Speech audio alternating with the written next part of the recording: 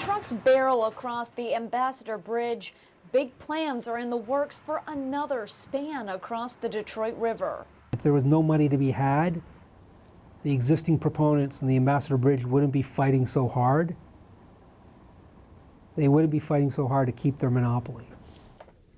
In his office, Windsor's youngest mayor, Eddie Francis, says the only hang-up with the new international crossing is this upcoming Michigan election.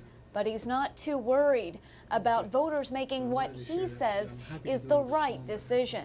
I think there's a lot of confidence that people will be able to separate fact from fiction.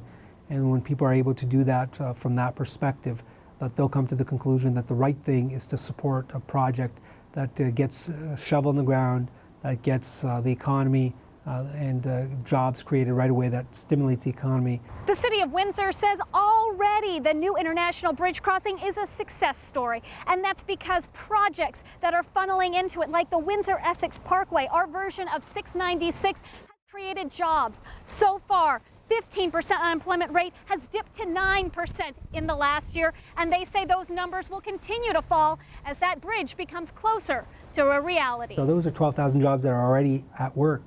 Those are 12,000 jobs that for the past year have been generating economic stimulus. And as for Michigan jobs, Francis says there will be thousands more created on our side of the border.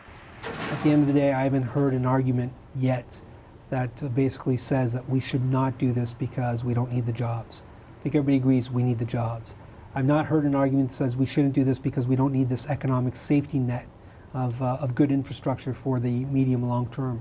Nobody said that because everybody understands and recognizes that it's important. As for payment for the bridge, Mayor Francis says it's payback time. When the Blue Water Bridge was built, Port Huron, the U.S. government, the state of Michigan, advanced Canada the funds. So this is our way of saying, you know, you've done it for us, now we're doing it for you. Canadians didn't get taxed, Americans don't get taxed.